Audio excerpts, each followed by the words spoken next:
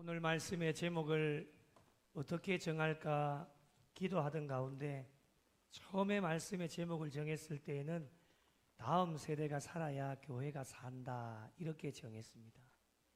그런데 오늘 5월 셋째 주일은 총회가 제정한 청년주일이어서 제목을 약간 바꾸었습니다. 청년이 살아야 교회가 산다.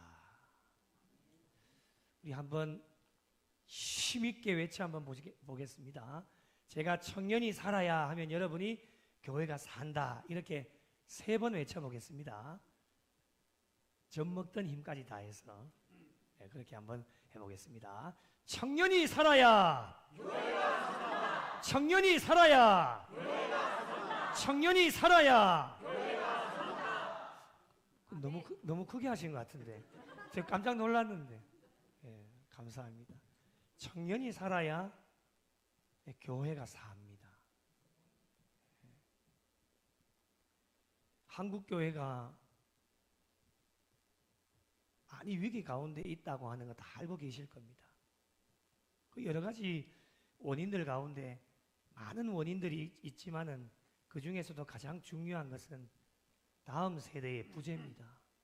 저출산으로 인해서 동네도 아이들이 없지만 교회에도 아이들이 없습니다. 그리고 있던 아이들마저도 여러 가지 이유 때문에 하나님께서 맡겨주신 양들이 잃어버린 양들이 되었습니다. 교회를 다 나갔단 말입니다.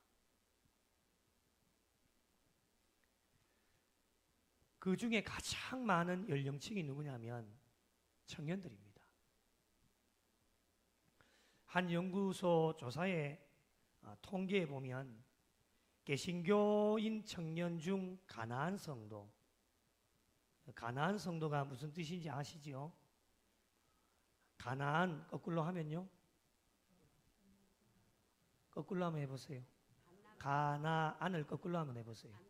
안나가입니다. 어떤 특정한 곳에 가지 않는다라는 의미로 가나안 성도라고 이야기를 합니다. 가나안 성도의 청년 중 가나안 성도의 비율이 24%가 넘습니다. 굉장히 많은 수치입니다. 그 중에 모태 신앙이 44%입니다. 그들이 교회를 떠난 시기를 보니까요, 고등학교를 졸업한 이후가 42%, 그리고 대학교 이후가 31%입니다. 이 둘을 합하면 73%입니다. 그러면 고등학교를 졸업하고 대학 졸업 때까지 3년에서 4년 사이에 73% 청년들이 교회를 떠났습니다. 교회를 떠나는 이유가 무엇일까를 물어봤습니다. 여러 가지 이유가 있는데 1위가 매주 교회를 나가는 것이 부담스럽답니다. 그것이 39%, 그리고 신앙심이 사라지고 신앙의 회의가 들어서 12%입니다. 합하면은 50%가 넘습니다. 결국 매주 교회 가는 것이 부담스럽다라고 하는 것이 결국에는 신앙이 없기 때문에 그런 겁니다. 그렇다면 가나안 청년들이 특정한 교회를 나가지는 않지만은 그래도 신앙생활을 하고 있는데 그들에게 한번 물어봤습니다. 너희에게 구원의 확신이 있느냐? 교회를 출석하고 있는 청년 10명에게 물었는데 구원의 확신이 있습니다 라고 답한 인원이 7명입니다. 그런데 교회를 나가서 가나안 성도로 살아가고 있는 청년에게 너희에게 구원의 확신이 있느냐라고 물었을 때에 10명 중에 3명만 답을 했습니다. 많은 인원이 교회 밖에 나가서 신앙생활은 하고 있는데 구원의 확신이 없은 채 살아가고 있는 청년들이 많다라고 하는 겁니다. 구원의 확신이 있는 3명, 신앙생활을 어떻게 유지하고 있느냐, 그 유지하는 이유가 무엇이냐라고 물어봤습니다. 뭐라고 대답을 하느냐? 가족들 때문에 억지로 하고 있습니다. 그 중에는 모태신앙이 44%였기 때문에 모태신앙이었으면 대부분의 부모님들이 교회를 다니고 계시는 분들입니다. 그리고 교회 안에 중직자들, 직분을 맡고 계시는 분들이 계시기 때문에 눈치가 보이고 또 부모님들이 눈치를 주기 때문에 어쩔 수 없이 그 3명도 근근히 억지로 신앙생활을 하고 있습니다 라고 그렇게 답을 합니다. 부모님들이 눈치를 좀 주겠죠. 야, 네가 신앙생활 안 하면 내가 꼴이 뭐가 되느냐고. 나름대로 이해는 갑니다. 그죠? 가난안 청년 3명에 물었습니다. 교회로 다시 돌아올 의향이 있느냐라고 물었습니다. 어떻게 답을 했을까요? 3명 중에 1명은 돌아올 의향이 있습니다 라고 답을 했고 2명은 여전히 저는 돌아갈 마음이 없습니다 라고 답을 합니다. 만약에 돌아온다라면, 만약입니다. 만약에 너희들이 교회로 돌아온다라면 교회에 어떤 것을 기대하고 싶니? 라고 물었습니다. 거기에 1등이 뭔지 아십니까? 자, 자막을 한번 보십시오. 사람을 위로하는 교회가 되었으면 좋겠습니다. 이렇게 답을 했습니다. 만약에 돌아간다라면 우리 구미영락교회로 만약에 돌아간다라면 구미영락교회가 어떤 교회가 되면 좋겠냐라고 물었을 때에 1위가 사람을 위로하는 교회가 되면 좋겠습니다. 이렇게 답을 했습니다. 궁금했습니다. 왜 이런 답을 했을까 궁금했는데 교회를 떠나기 전에 가난한 청년이 교회에 가장 아쉬웠던 점이 무엇일까? 라고 하는 질문을 던졌을 때 답을 한 거 보면 이 청년들이 답을 한 걸 이해가 됩니다.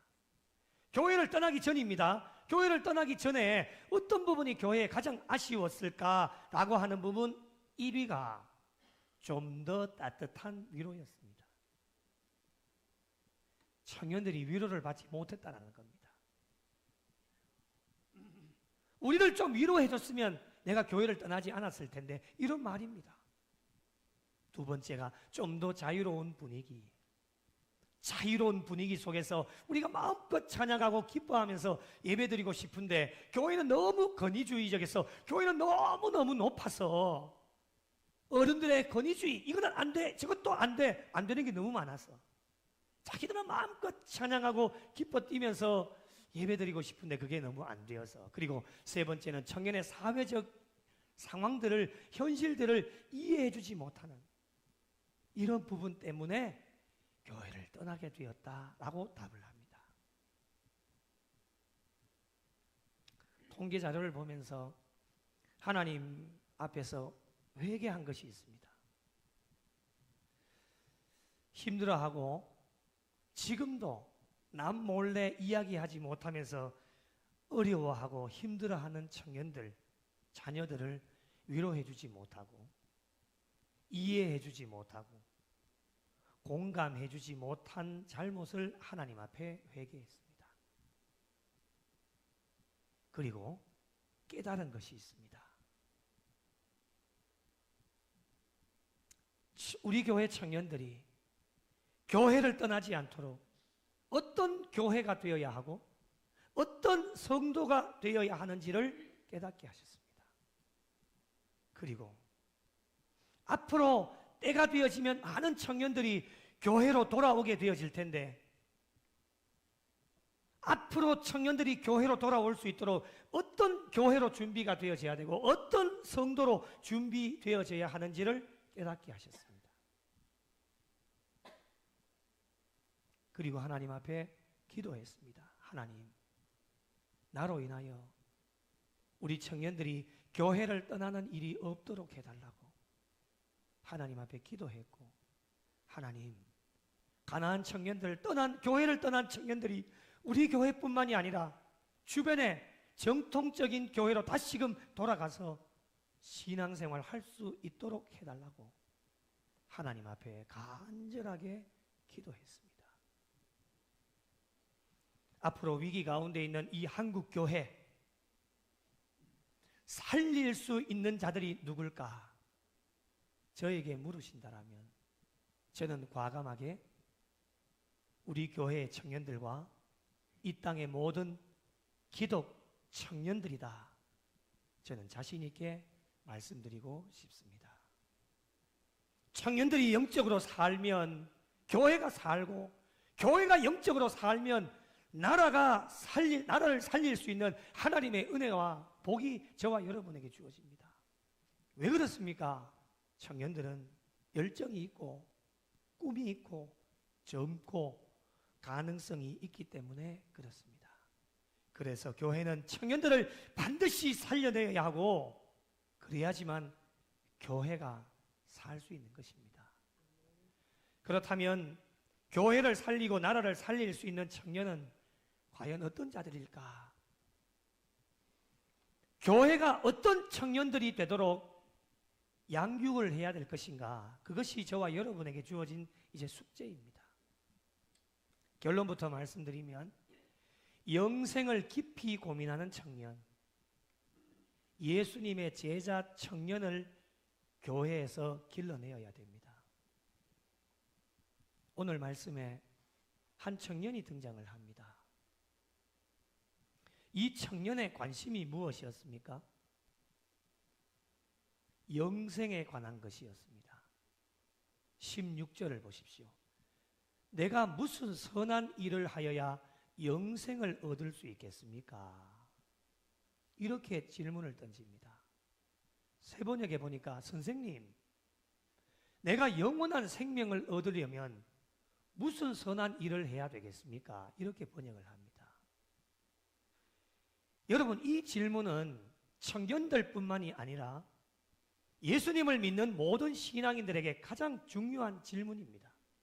그리고 영생, 영원한 생명, 영생은 신앙생활 가운데 가장 궁극적인 관심입니다. 오늘 질문을 던진 이 청년의 상황이 어떠하였습니까? 모든 것을 다 가지고 있었던 것 같습니다.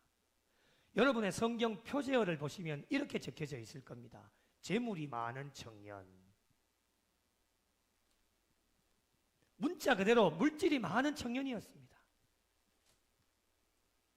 누가복음에는 관리라고 나오는데, 이 관리라고 나오는 부분을 개역 한글에는 관원이라고 이렇게 번역을 합니다. 이 청년은 높은 관직에 있었던 자로 남부러울 것이 없는 청년이었습니다.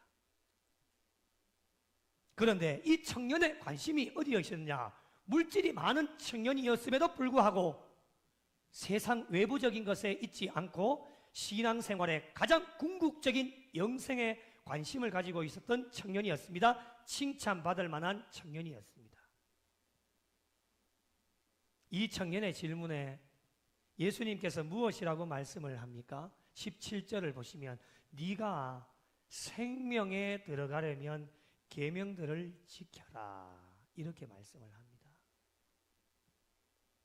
말씀을 듣고 청년이 어떤 계명을 지켜야 되는지를 다시 예수님께 묻습니다. 그때 예수님께서 18절과 19절에 6가지를 말씀을 해주시는데, 살인하지 말라, 간음하지 말라, 도둑질하지 말라, 거짓 증언하지 말라, 내 부모를 공경하라, 내 이웃을 내 자신과 같이 사랑하라, 이 6가지 계명을 말씀을 해주십니다.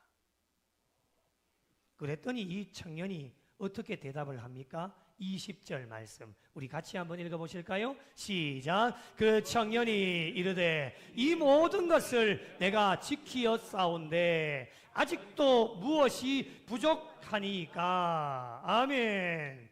청년의 부족함이 무엇이었을까요? 아마도 부족함이 없었으면 그 뒤에 말씀이 진행이 되지를 않았을 겁니다. 부족함이 있었습니다. 자신의 관점이 아닌 주님의 관점에서 봤을 때에 자신은 이 계명들을 다 지켰다라고 이야기를 하는데, 주님의 관점, 주님의 마음에서 봤을 때는 여전히 아직까지도 부족한 부분이 있었다라고 하는 것이죠. 그래서 21절의 말씀을 어떻게 시작을 합니까? 네가 온전하고자 할진대, 이렇게 말씀을 합니다. 세번역에 보니 이렇게 번역을 해요. 네가 완전한 사람이 되려고 하면. 아직도 완전하지 못했다고 하는 겁니다. 청년의 계명 준수는 주님의 입장에서 봤을 때는 부족함이 있었다라고 하는 겁니다. 어떤 부족함이었을까요? 청년의 부족함은 율법을 지키고 계명을 지키는 일에 열심을 내었지만 가식적이고 형식적이었다라고 하는 겁니다. 자신의 부와 권력으로 하나님의 나라를 소유하려고 했던 거예요. 그리고 이 청년은 율법을 지킨다고 하면서도 청년의 마음속의 우상은 무엇이었느냐? 재물이었습니다. 청년의 마음을 간파한 예수님께서 청년에게 3가지 명령을 던져주십니다. 청년들뿐만 아니라 오늘 예배를 드리는 모든 성도들에게 던져주시는 명령입니다. 3가지를 살펴보겠습니다. 첫째, 네 소유를 팔아라. 재물이 많은 청년이었습니다. 네 소유를 팔아라. 청년아, 내가 하나님 앞에서 온전하여지고 싶다면 계명을 잘 지키는 것도 중요하겠지만 그것은 기본이고 내 소유를 팔 수 있는 결단력, 자기를 포기할 줄 아는 신앙을 주님이 명령하셨습니다. 자신을 포기하지 않고서는 하나님 앞에서 온전하여질 수 없다라고 하는 것을 주님이 말씀해 주신 겁니다. 둘째, 소유를 팔아서 어떻게 해야 할지를 말씀해 주셨는데 가난한 자들에게 주라는 겁니다. 하나님께서 주신 계명 6가지 중에 가장 마지막 내 이웃을 내 자신과 같이 사랑하라고 하는 이 명령에 말로만 하지 말고 네 소유를 팔아서 정말 가난한 자들에게 주면서 실천적인 신앙인이 되라는 것 주님의 명령입니다. 자신만을 위해 살아가는 인생이 아닌 남을 위해 살아라는 겁니다. 왜 그렇게 말씀하셨습니까? 주님이 그렇게 사셨기 때문에 그렇습니다. 우리 예수님께서 자신만을 위해 사셨다면 뭐하러 십자가를 지셨겠습니까? 아무런 죄도 없으신데 말이죠. 그런데 온 인류의 죄를 위하여 저와 여러분의 죄를 짊어지시고 십자가를 지셨다라고 하는 것입니다. 부자 청년은 계명을 지키기는 지켰지만 가식적이고 형식적으로 지켰기 때문에 오직 자신만을 위해서 살았습니다. 이것을 알고 계신 우리 주님께서 네가 온전하여진다고 한다라면, 그것을 원한다라면 네 소유를 팔아서 가난한 자들에게 주라라고 명령해 주셨습니다. 그리고 3번째, 와서 나를 따르라.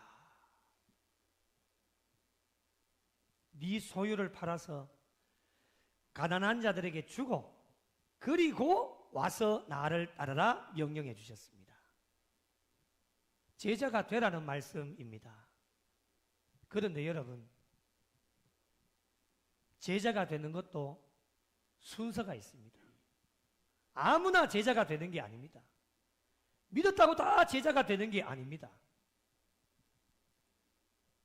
제자가 되기 전에 할 일을 주님께서 가르쳐 주셔서 할 일을 잘 이행해야지만 주님의 제자가 되는 겁니다. 그래야 제자가 되어져도 문제가 없습니다. 누가복음 14장 33절 같이 한번 읽어보실까요? 시작. 이와 같이 너희 중에 누구든지 자기의 모든 소유를 버리지 아니하면 능히 내 제자가 되지 못하리라. 아멘. 네 소유, 자기의 모든 소유를 버리지 아니하면 능히 내 제자가 될 수 없다. 단호하게 말씀하십니다. 부자 청년에게 와서 나를 따르라, 제자가 되라고 말씀하시기 전에 2가지 명령 반드시 이행해야 됩니다. 네 소유를 팔아 가난한 자들에게 주라. 그리고 와서 나를 따르라 말씀하여 주셨습니다. 여러분, 예수 믿는 모든 사람들의 바람이 무엇일까요? 다 제자가 되기를 원합니다. 그리고 이 마지막 시대에 우리 주님께서 찾으시는 사람들은 누구일까요? 예수님의 참된 제자를 주님이 찾고 계십니다. 어떻게 해야 될까요? 예수님의 제자가 되기 위해서는 명령해 주신 것을 잘 이행을 해야 됩니다. 그런데 여러분, 많은 사람들이 이 명령, 주님의 명령에는 관심이 없고 예수님의 제자가 되는 것이 무슨 한 자리 차지하는 것처럼 여기서 어떤 사람들은 자신의 두 아들을 하나는 주의 우편에 하나는 주의 좌편에 앉게 해달라고 요청하는 사람이 없나? 권력에만 관심을 가지고 있습니다. 그러다 보니 문제가 발생해서 본이 되지 못하는 경우가 참 많이 있습니다. 여러분, 주님의 진정한 제자가 되어지면 많은 사람들에게 본이 되어져야 되는데 자신의 소유를 팔지도 않고 가난한 자들에게 나누어 주지 않는다라고 한다라면, 그런 채로 예수님의 제자가 되어서 따라간다라면 진정한 제자가 될 수 없다라고 하는 것을 주님이 말씀해 주십니다. 예수님께서 청년에게 세 가지 말씀을 명령해 주신 이후에 청년의 반응이 어떻습니까? 22절 같이 한번 읽어보실까요? 시작. 그 청년이 재물이 많음으로 이 말씀을 듣고 근심하며 가니라. 근심하며 갔습니다.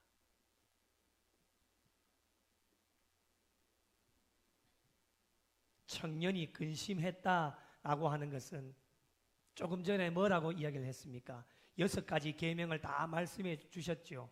그런데 그 계명을 듣고 주님, 나 그 계명 다 행했습니다. 그 계명 다 지켰습니다. 이렇게 생각한 것이 착각이었습니다. 착각 속에 살아갔던 청년이었습니다. 저와 여러분 가운데 이런 착각 속에 빠져서 살아가는 사람들이 있지는 않을지 모르겠습니다. 착각에서 벗어나셔야 됩니다. 계명 지킨 게 아닙니다. 근심하며 가니라. 만약에 청년이 가지고 있는 재산을 가지고, 많은 재산을 가지고 하나님 나라와 영생을 바꿀 수 있다라고 예수님께서 말씀하셨다면 이 청년이 어떻게 했겠습니까? 전 재산을 다 쏟아부어서 하나님 나라와 영생과 바꾸었을 겁니다. 그러나 예수님께서 말씀해 주신 대로 네 소유를 팔아 가난한 자들에게 주라, 가난한 자들에게 나누어 주라고 명령했을 때에 재물이 많음으로 근심하며 갔다라고 하는 것을 보면 이웃들을 위해서는 자신의 부를 투자할 수 없다라고 하는 결론입니다. 다시 말씀드리면 자신만 생각하고 있는 이기적인 마음이 그의 심령 가운데 가득 차 있었습니다. 그리고 이 청년은 2마리의 토끼를 함께 잡고 싶은 마음도 있었을 겁니다. 영생에 관하여 관심을 갖고 있었기 때문에 어느 정도 나름대로 신앙생활을 잘 했기 때문에 자신이 가지고 있는 부의 영생이라고 하는 선물을 덤으로 받고 싶었던 것이 이 청년이었습니다. 세상적인 것을 모두 소유하고 영생도 함께 소유하고 싶었던 것이 이 청년의 마음이었습니다. 그러나 여러분, 성경은 단호하게 말씀합니다. 마태복음 6장 24절, 한 사람이 두 주인을 섬기지 못할 것이니 혹 이를 미워하고 저를 사랑하거나 혹 이를 중히 여기고 저를 경히 여김이라. 너희가 하나님과 재물을 겸하여 섬기지 못하느니라. 믿으시면 아멘. 할 수 없습니다, 여러분. 아직까지도 꼭 움켜잡고 있는 것 있으시지요? 놓으셔야 됩니다. 세상적인 부와 권력 가지고 하나님 나라와 영생 두 가지 소유할 수 없습니다. 성경은 선택하라 말씀을 합니다. 영생을 소유하기 위해 네가 정말 나의 온전한 제자가 되기 위하여서는 마태복음 16장 24절에 고백하듯이 이에 예수께서 제자들에게 이르시되 누구든지 나를 따라오려거든 자기를 부인하고 자기 십자가를 지고 나를 따를 것이니라. 이 청년에게 부족한 것이 무엇이었습니까? 자기 포기였습니다. 자기를 부인하지 못하였습니다. 자신을 위해서는 전 재산을 투자할 수 있지만 이웃들을 위하여서는 희생하거나 포기할 수 없다라고 하는 것이었습니다. 청년이 가고자 하는 길은 주님께서 걸어가고자 하시는 정반대의 길이었습니다. 오늘 이 시대를 살아가는 우리 청년들 그리고 성도님들의 삶의 모습은 어떻습니까? 말씀의 거울에 비추어 보시기를 바랍니다. 청년들이여, 영생에 관심이 있으십니까? 성도 여러분, 여러분의 관심은 어디에 있습니까? 영생에 관심이 있으십니까? 날이 갈수록 좋은 것들이 많이 나타나고 얼마나 편해졌는지 많은 것들이 저와 여러분을 유혹하고 있는데 우리의 관심은 세상적인 것에 있지 않고 오직 영생에 우리의 관심이 있어야 됩니다. 하나님의 명령은 어제나 오늘이나 앞으로도 변함이 없습니다. 진리의 말씀 바뀌지 않습니다. 세상이 변하고 물질 문명, 과학이 발달되어져도 영원한 하나님의 말씀은 변하지 않습니다. 하나님께서 명령하여 주신 계명을 잘 지키는 것도 중요하겠지만 거기서 끝나는 것이 아니라 하나님께서 기뻐하시는 온전한 제자가 되기 위하여 네 소유를 팔아 가난한 자들에게 주고 와서 나를 따르라. 주님께서 저와 여러분에게 명령하여 주고 계십니다. 하나님의 명령 앞에 두 부류의 사람들이 나타날 것입니다.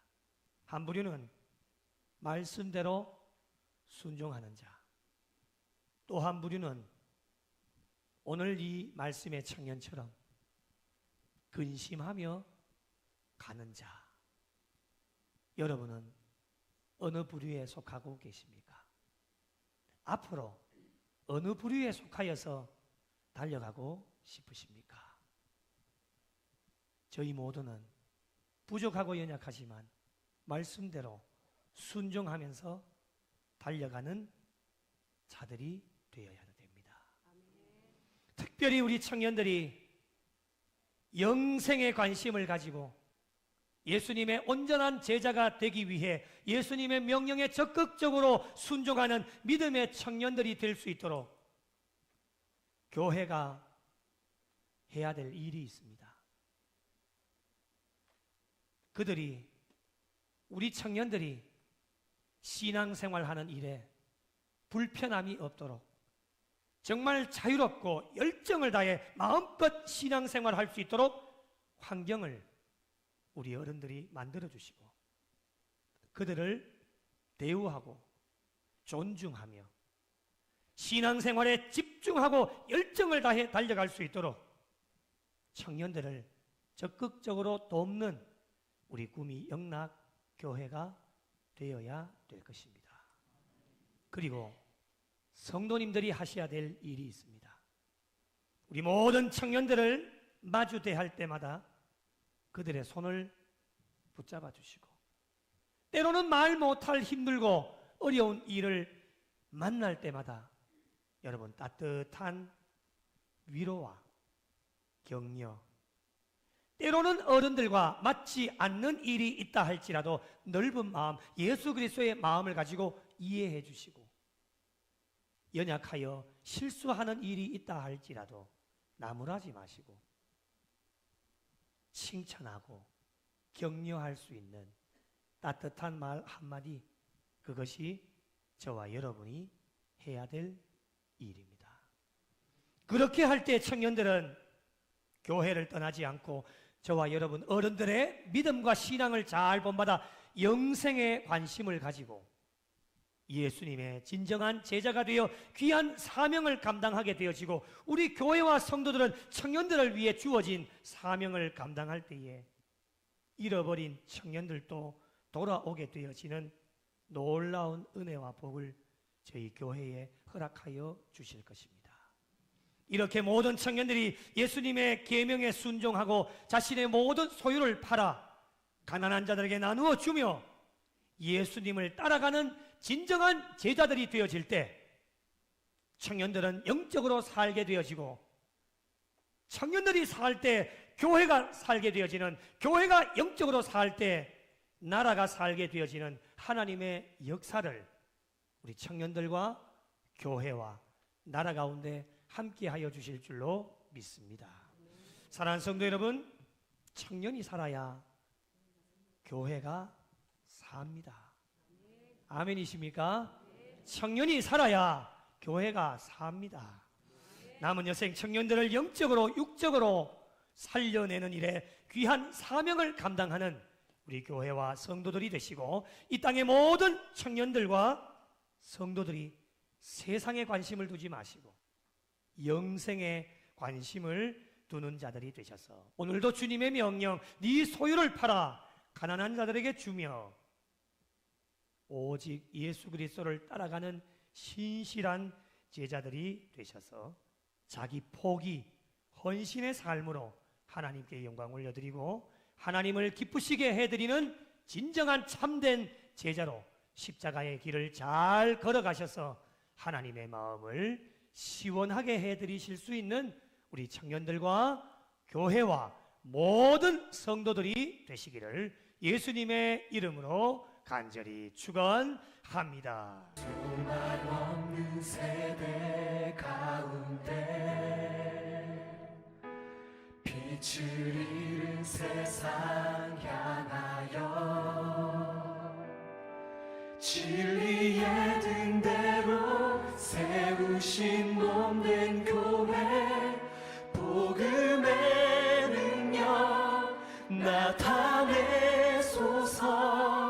예수의 흘리신 보혈로 사신 교회, 십자가 사랑만 증거하는 교회, 죽어가는 영혼 살려 일으키고 가난한 자에게 나눔과 섬김을